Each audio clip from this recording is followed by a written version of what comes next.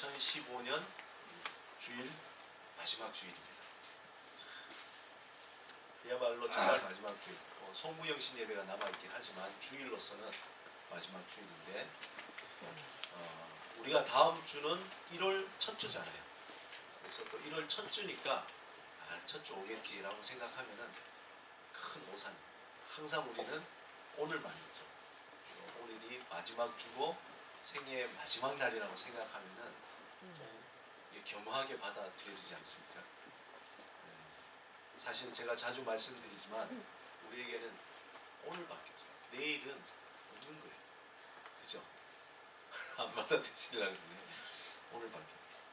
특별히 2015년 마지막 주일에 만난 여러분을 아주 주님의 이름으로 환영합니다. 오늘 얼굴 뵈니까 이틀 전에 뵀지만 또 반갑고 또 이틀 후에 또 뵐 거니까 또 반갑고 그러나 또 오늘 하루 하나님이 주신 날 너무나 감사하고 그래서 이 예배가 정말 진실된 그러한 예배가 되기를 소망합니다. 지난 성탄절 오후에 하늘을 걷는 남자 참 마음을 졸이면서 봤어요. 어떤 분은 그걸 꼭 3D로 보라는 이유를 알겠더라고요. 아마 제가 3D로 봤으면 저는 약간 고소공포증이 있거든요.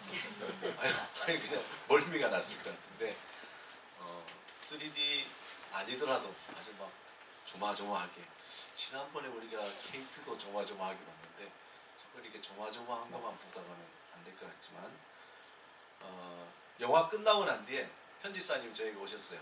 오셔가지고 아주 신앙적인 통찰력 있는 그런 말씀을 하셔서 제가 역시 말씀과 늘 함께 하시는 분은 그렇게 생각돼요. 저는 그런 생각을 안 해봤는데 뭐라고 얘기하시냐면은 그 쌍둥이 빌딩에 이제 막 줄을 막 마지막까지 이제 줄을 이렇게 이으면서 거의 다 됐는데 동이 틀 무렵 한 남자가 나타났잖아요.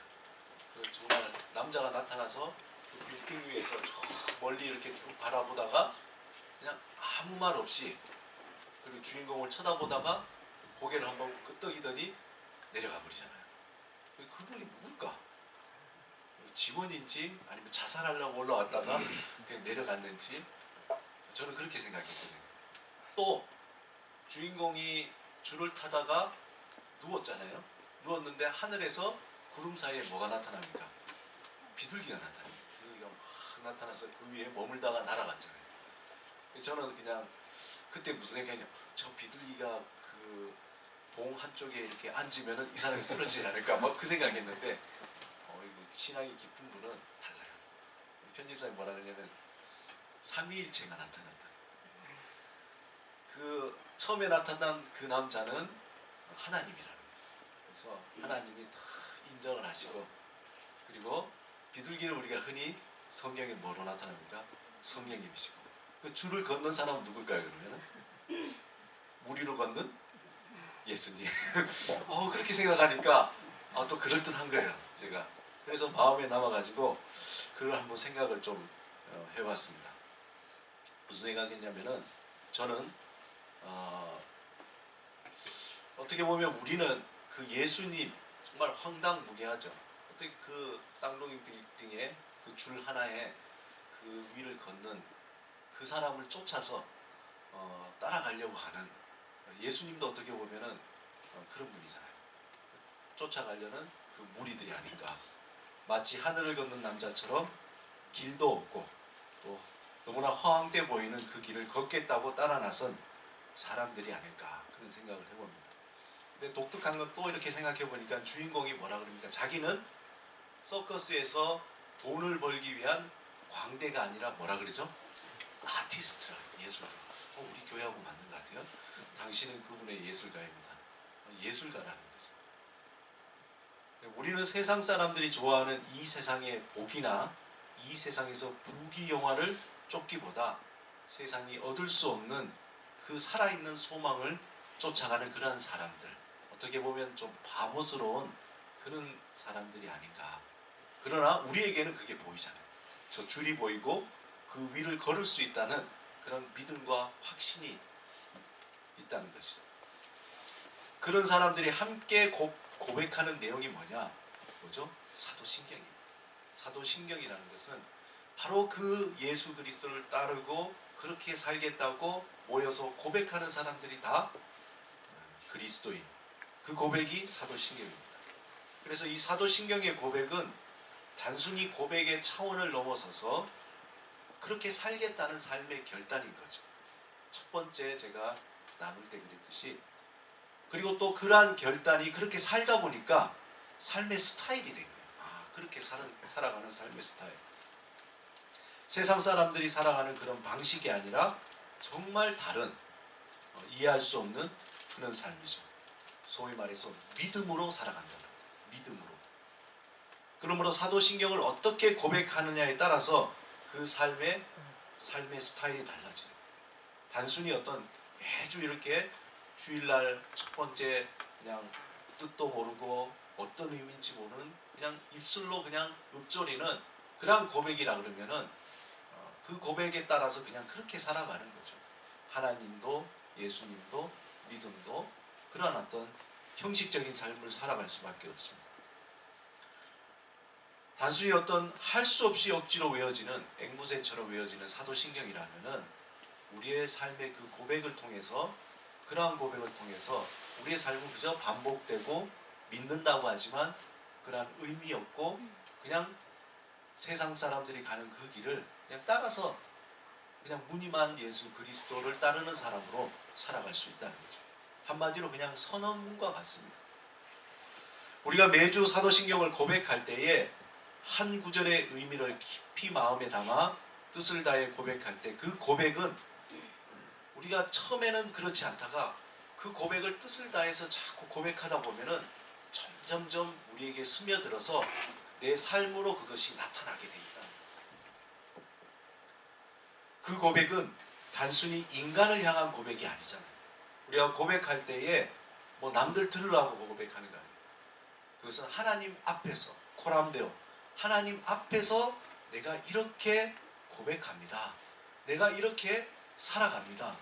그런 고백이죠.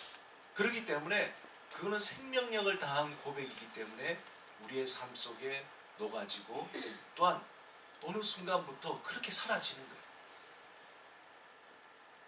오늘 사도신경의 마지막 구절인 죄를 용서받은 것과 몸의 부활과 영생을 믿습니다 라는 구절입니다. 먼저 오늘 본문을 우리 한번 같이 다시 한번 읽어보겠습니다. 본문 11장 23절에서 27절까지 같이 한번 천천히 고백하겠습니다. 읽어보겠습니다. 시작. 예수께서 이르시되 내 오라비가 다시 살아나리라. 마르다가 이르되 마지막 날 부활 때에 다시 살아날 줄을 내가 아나이다. 예수께서 이르시되 나는 부활이요 생명이니 나를 믿는 자는 죽어도 살겠고 무릇 살아서 나를 믿는 자는 영원히 죽지 아니하리니 이것을 내가 믿느냐. 이르되 주여 그러하외다. 주는 그리스도시요 세상에 오시는 하나님의 아들이신 줄 내가 믿나이다. 내가 믿나이다. 뭐죠? 그래도 내가 믿나이다. 뭘 믿습니까? 나를 믿는 자, 영원히 죽지 않은 그분이 부활이시고 생명이시고 다시 오실 분이시라는 것을 믿나이다. 오늘 요한복음 전체 중에서 이 부분이 가장 중심이 되는 거예요. 11장.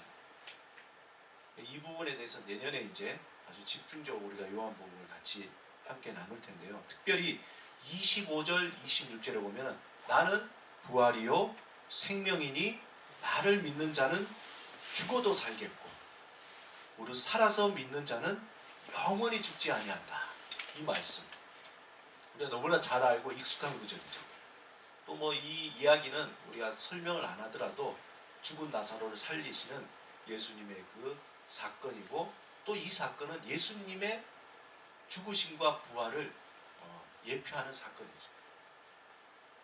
근데 이 구절은 우리 믿음이 무엇인가에 대한 핵심을 얘기하고 있는 어떤 구절이요? 나는 부활이요 생명이니 나를 믿는 자는 죽어도 살겠고 무릇 살아서 믿는 자는 영원히 죽지 아니한다. 한번 잘 새겨보세요.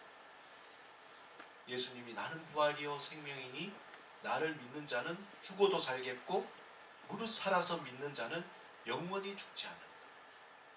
이해가 되어지는 것 같은데 또 이해가 안 되는 게, 여러분 이게 무슨 말이죠? 저는 이 구절을 두고 오래전부터 야, 이게 맞는 것 같은데 뭔가 안 와닿는 거예요. 여러분 지금 이해가 되십니까? 그냥 믿음으로 무조건 받아들이시는 거죠. 아, 그렇겠지. 하나하나 따지면 예수님은 부활이시고 생명이시고 또 우리는 믿으면 안 죽는다 그러니까. 근데 이 구절이 얼핏 들으면은 아, 이게 믿어지는 것 같고 이해되는 것 같은데 곱씹어 보면은 이게 굉장히 어려운 말이거든요. 저만 그런가요? 아, 여러분들 나는 다 이해가 되는데 목사님의 이해가 되는 것 같아서. 예수님을 믿는 자는 죽어도 살다니까요. 본문에 보니까 죽어도 살겠고 살아서 믿으면 어떡합니까? 영원히 죽지 않는다. 이게 도대체 무슨 말이죠? 그렇다면 예수 믿으면 죽었다가 다시 살아나고 또 우리가 살아서 믿으면 안 죽는다는 게 영생, 불로장생하는 거예요. 여러분 이 구절을 어떻게 생각하십니까? 사실 이 구절을 잘 이해하면은 우리가 믿는 믿음의 핵심을 우리가 잘 이해하게 됩니다. 최근에 그 종영된 케이블 채널에 송곳이라는 드라마가 있었죠. 송곳. 보신 분도 있고 안 보신 분도 계시네요. 저는 뭐 다 보지 못했습니다만은 근데 첫 1편, 2편인가 보면서 거기에 명대사가 하나 있습니다. 뭐죠? 명대사? 혹시 기억나시는 분 있나요? 명대사. 뭐라고 하냐면은 서 있는 곳이 다르면 풍경도 다르게 보인다. 아, 멋진 말이잖아요. 우리가 똑같이 이렇게 서 있지만 서 있는 곳이 제가 여기 이렇게 서 있지만 제가 여러분의 그 자리로 가면은 당연히 풍경이 다르게 보이죠. 이게 무슨 말입니까? 사람이 같은 사람이라도 그 드라마 속에서는 지위나 위치가 달라지면은 또 다르게 본다는 거예요. 갑이 을의 위치가 됐을 때 또 을이 갑의 위치가 됐을 때 그 사람이 달라진다는 거죠. 이걸 또 다른 말로 하면은 보는 관점을 다르게 하면은 보이는 것이 다르게 보인다. 산 위에서 보는 것과 산 아래에서 보는 것, 또 멀리 보는 것과 또 가까이 보는 것, 이게 다 달라 보이잖아요. 이 명대사가 설교 준비하면서 떠올랐습니다.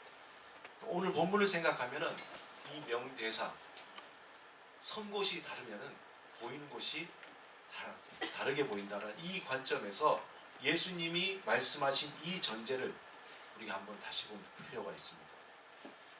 나는 부활이요 생명이라고 예수님이 말씀하셨는데 이 구절을 풀이하는 열쇠가 여기에 있는 거예요. 나는 부활이요 생명이니. 다시 말해서 이 구절은 우리가 생각하는 그 관점이나 좀 더 구체적으로 우리가 생각하는 시간의 관점으로 보면은 이해하기가 힘든 구절이에요.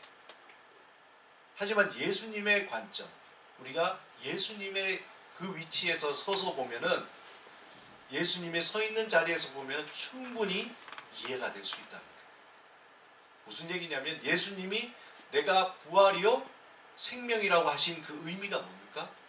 그것은 예수님은 이 세상의 시간에 갇혀있는 존재가 아닌 영원한 존재라는 거죠. 예수님. 나는 부활이요 생명이다. 나는 영원한 존재라는 거예요. 우리가 가진 시간의 개념에는 태어나고 자라고 죽는 과정이잖아요. 모든 인간은 이 시간을 벗어날 수 없다고 자주 말씀드렸어요. 하지만 예수님은 이 시간의 굴레에 속한 분이 아니라는 거예요. 이 시간을 뚫고 들어오신 분, 다시 말해서 이 시간을 초월하여 존재하시는 분이십니다. 그러므로 우리가 생각하는 제한된 시간 속에서 바라보면은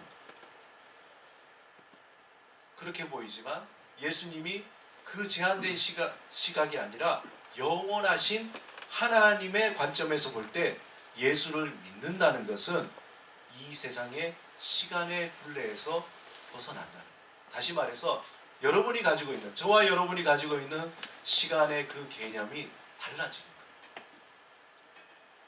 이것을 성경에서 뭐라고 표현하면 거듭난다라고. 거듭난다. 다시 태어난다. 그리고 다시 다른 말로 위로부터 난다. 원래 뜻이 그렇죠. 하늘로부터 난다.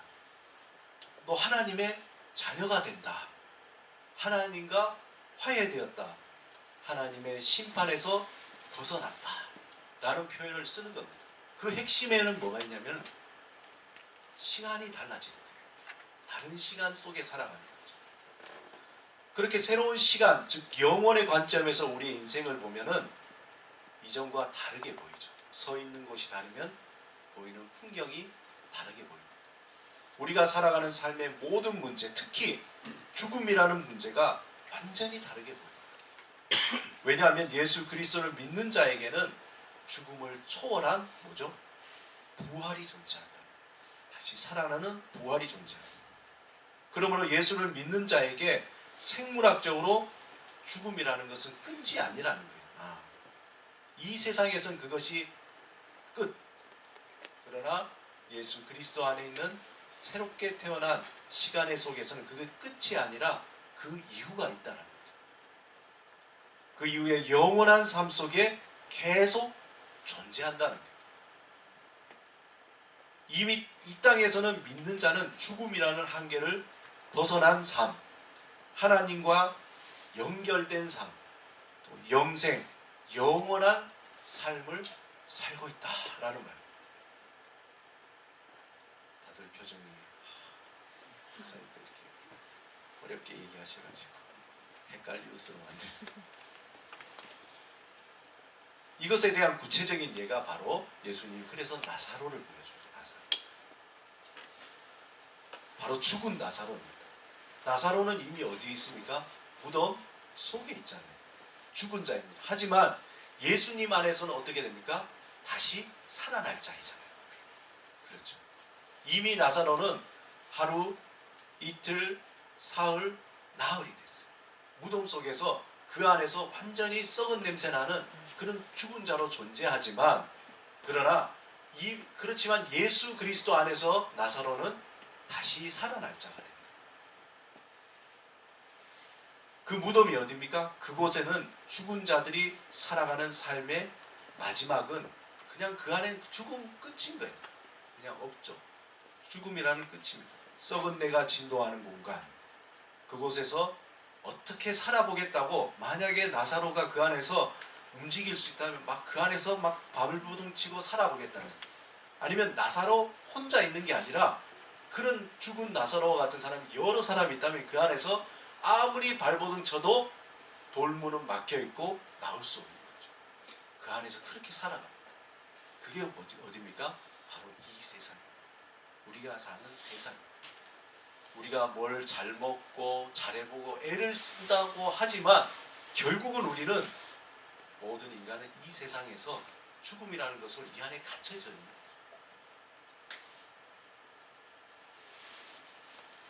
비록 그곳에서 죽은 자처럼 나사로는 보이지만 예수 그리스도 안에서 보면은 이제 곧 다시 살아날 존재인 거죠. 죽은 나사로는 다시 살아나리라는 믿음 안에서, 어떻게 보면은 인간적으로 보면 썩은 내 나는 그러한 존재지만 믿음의 예수 그리스도를 통해서 보면은 그는 다시 이미 살아난 존재인 거죠. 더 미궁으로 빠집니까? 그리고 때가 되어 돌문이 열리고 예수님이 나사로야 나오라고 할 때, 그때 나사로는 실제로 다시 살아나서 썩은 내 나는, 냄새 나는 이 썩을 육신이 아니라 뭐죠? 새로운 육신을 입고 새로운 존재로 나사로가 무덤 밖으로 나온다. 우리가 믿는다고 할 때, 예수 그리스도를 내 안에 영접하고 믿는다고 할 때 하나님과 연결이 되며 우리는 믿음 안에서 이미 하나님의 자녀로 새로운 피조물이 되었다 그랬어요. 그러나 지금은 비록 우리에게 썩은 냄새가 나죠. 죽음의 공간에서, 이 공간에서 살고 있기 때문에 주님이 다시 오실 때에 새로운 육체로, 새로운 몸으로 변화되어 살아가게 된다. 만약 나사로가 무덤 안에서 무수히 많은 시체들과 함께 있지만 자신은 죽은 자가 아니다라는 그런 자각, 나는 예수 그리스도 안에서 이미 살아났다는 자각이 있다, 그걸 알고 있다면 그 속에서 어떻게 살겠습니까? 그 시체들이 서로 아기다툼하는 그것대로 살겠습니다. 나사로는 이미 나는 산자이기 때문에 이제 곧 나는 이 무덤 밖으로 나갈 자이기 때문에 똑같이 살진 않아. 당장 그곳에서 벗어나 자유로운 새 생명이 되고 싶지만 아직 때가 되지 않기 때문에 나사로는 기다립니다. 언제요? 하루, 이틀, 사흘, 나흘 기다립니다. 언제요? 예수님이 돌문을 열고 나사로야 나오라고 얘기할 때까지 그 썩은 내 나는 곳에 기다립니다. 그리고 무덤 안에서 다른 시체들과 다른 삶을 살겠죠. 그것이 하루, 이틀, 사흘, 나흘 지나도록 기다립니다. 다른 시체들이 살아가는 삶처럼 아기다툼으로 살지 않고 마치 다시 살아난 사람처럼 살아갈 겁니다. 왜냐하면 다른 시체들이 살아가는 삶이 얼마나 허무하고 의미 없고 헛된 것이라는 것을 알기 때문에. 왜냐하면 거기서 아무리 발버둥 쳐도 벗어날 수 없다는 것. 오로지 예수 그리스도 안에서 벗어날 수 있다. 우리가 사도신경을 고백하며 그렇게 살아가는 이유가 여기 있다는 겁니다. 우리가 예수를 믿고 이 땅에서 정말 세상 사람과 다른 방식으로 살아가는 이유가 여기 있다는 겁니다. 우리가 주님이 오신다고 기다리고 또 기다리며 살아가는 그 이유가 여기 있다는 겁니다. 우리는 이미 살아난 자입니다. 믿습니까? 아멘이죠. 하지만 아직 살아나지 못한 자입니다. 다시 말해서 예수 그리스도 안에서 새로운 피조물이지만 이 세상에 살고 있는 존재라는 것. 그러므로 우리는 주님이 다시 오실 것을 믿고 인내하면서 기다리는 사람들입니다. 기다리는 사람. 사실 이것이 쉽지가 않아요. 왜냐하면 이 썩은 내 나는 진동하는 이 무덤 안에서 믿음으로 살아간다는 것이 우리에게 고통입니다. 고난이죠. 너무 힘들어요. 빨리 벗어나면 좋을 건데. 그냥 예수 믿으면 그냥 이렇게 딱 딴 세상으로 툭 튀어나오면 좋을 건데 아직까지 살아있으니까 이 여기에서 같이 이렇게 막 뒹굴어야 되니까 너무 힘든 거죠. 이 무덤 안에서 믿음으로 살아간다는 것이 고통이며 고난. 그래서 믿는 자의 삶, 이러한 삶을 고난의 삶이라는 거예요. 기다리고 인내하고 또 기다리고. 우리가 고통과 고난으로 살 수밖에 없기 때문에 하나님은 성령님 예수의 영으로 우리를 이끄시고 도우시고 격려하십니다. 조금만 참으라. 인내하라. 이제 곧 끝난다. 예수님도 하나님과 함께 우리를 위해서 하나님 우편에 앉으셔서 우리를 위해서 중보하시는 거예요. 조금만 기다리라. 조금만 참으라. 이제 다 끝났다. 그렇게 우리에게 응원하십니다. 또 나 혼자가 아니라 나만 혼자면 너무 외롭잖아요. 그러나 이렇게 같이 계시다. 다 예수에 홀린 사람들이 이렇게 다 같이 있잖아. 그러니까 나만 혼자가 아니네. 맞구나. 그렇게 격려받는 거죠. 위로하고 언젠가는 그날에 다시 우리가 새롭게 만나기 때문에. 뿐만 아니라 이 땅에 아직 예수 그리스도 안에서 살아나지 못한 많은 자들이 있습니다. 우리를 통해서 그 소식을 전해주기를 또 하나님은 원합니다. 그렇게 주님을 기다리는 사람들의 삶은 다른 이들과 다르게 살아갑니다. 왜냐하면 삶의 고백이 다르니까. 고백이 다르잖아요. 다른 얘기로는 서 있는 자리가 다르니까 다르게 보이니까 다르게 살아가는 거죠. 모든 세상 사람들은 세상의 물질과 명예와 권력, 그것을 가져야 살아간다고 생각하지만 우린 다르게 보이는 것 같아요. 그것이 헛되어 보이고 갖다 놓으면 또 엄청 우리 헛되게 보이니까. 헛되게 보이시죠? 믿읍시다. 헛되게 보인다. 그러니까 괴로운 거예요. 아예 헛되게 보이면 좋은데, 그래서 같이 사니까 어떨 때는 헛되게 보이고 어떨 때 그게 필요하고 간절하고 이러니까 아유, 괴로워 죽겠어. 로또에 당첨되면 좋겠다 이런 생각도 하고, 어떨 때는 그게 무슨 소용이 있을까 이런 생각도 하고, 헷갈려서. 이게 이제 우리의 고난이죠. 차라리 몰랐더라면 한 곳으로 가면 좋을 텐데 왜 하나님을 알아버리는 바람에 괴로운 거죠.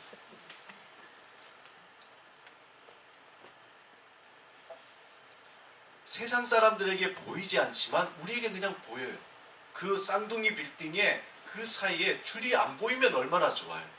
그러나 그 줄이 보이는 걸 어떻게 해요? 그리고 굳이 거기를 가고 싶은 걸 어떻게 해요? 그리고 어느새 그 줄 위에 우리가 서 있다니까요. 어떻게 됩니까? 그냥 걸어가야죠. 그냥 두렵고 떨리지만 믿음으로 그냥 걸어가. 거기에서 보면 어떻습니까? 이거 하나 의지하니 바람이 불면 바람을 타고 균형을 잡으면서 걸어가잖아요. 다 맡기는 거예요. 내 생각이나 나의 어떤 그것이 아니라 모든 걸 맡기고 이렇게 가는 거죠. 그렇게 가는 수밖에 없습니다. 세상 사람들이 믿지 못하지만 우리에게 믿어지는 하나님과 함께 살아가기 때문에 우리의 고백이 다르고 삶의 스타일이 다릅니다. 왜 주일날 여기 와서 이렇게 앉아 계시네요? 다른 거죠. 이 아침에. 영생, 영원한 생명이 무엇입니까? 이 말은 우리가 하나님과 연결되어 있다. 그렇다면 영원한 죽음이 뭡니까? 우리는 하나님과 영원히 끊어져 있다. 우리가 영생을 산다는 것은 지금 여기에 하나님과 함께 살아가고 있다는 거예요. 하나님과 함께 살아가는 사람, 신과 함께 살아가는 사람, 그 사람에게는 죽음이라는 건 없어요. 이미 초월해버립니다. 논리적으로 그렇죠. 오직 영원한 생명, 영원한 현재만이 우리에게 존재할 뿐이라. 그것이 보이는 자는 삶을 다르게 살아갑니다. 어떻게 살아갑니까?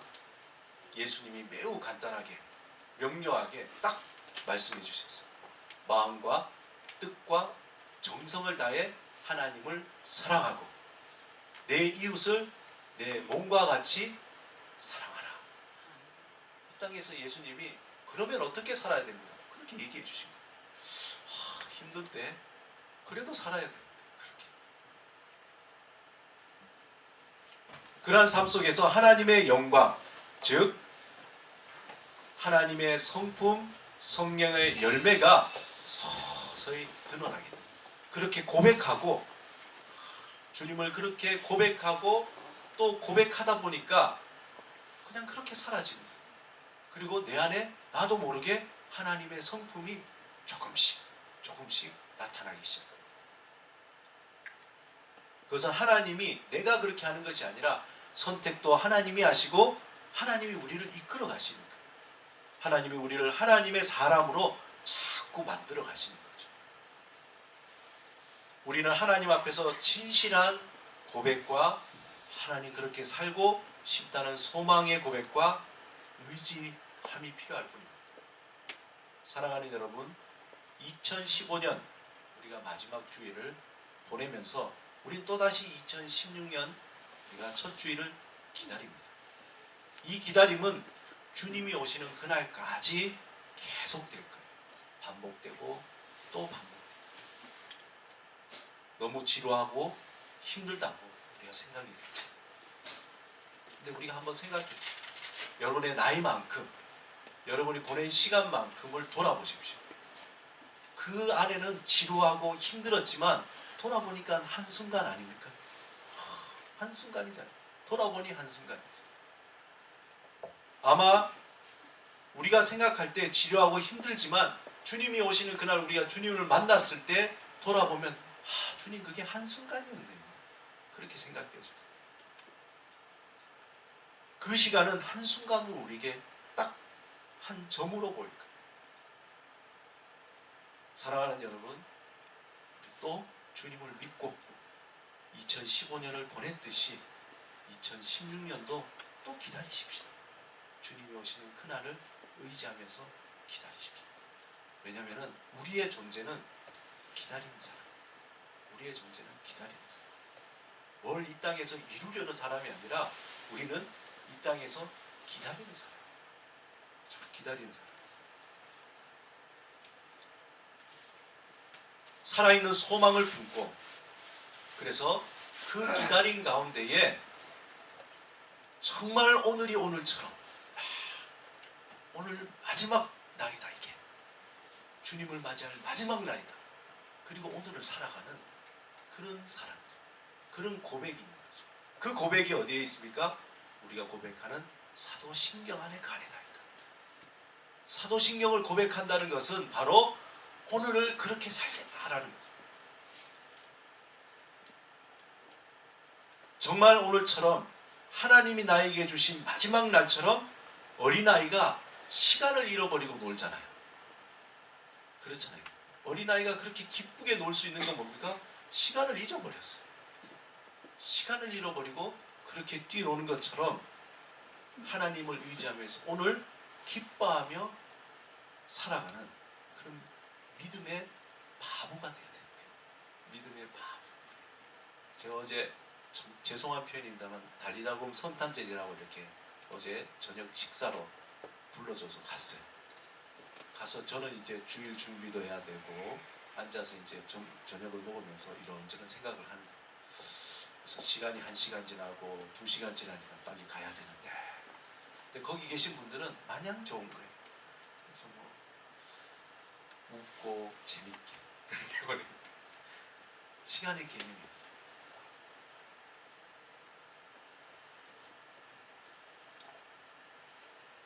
우리는 그런 하나님의 자녀로서 오늘을 살아가는 믿음의 바보가 됩시다. 우리 옆 사람에게 한번 믿음의 바보가 됩시다. 믿음의 바보가 됩시다. 믿음의 바보가 됩시다. 믿음의 바보가 됩시다. 예수님이 그랬잖아요. 그렇게 신경 쓴다고 되느냐? 그렇게 애를 쓴다고 그게 이루어지느냐? 내일 일은 내일이 영리하게 내버려둬. 예수님이 얘기하신 거죠. 그걸 우리가 받아들이면서 살아가는 것이, 그게 사도신경을 고백하는 자의 진정한 모습이죠.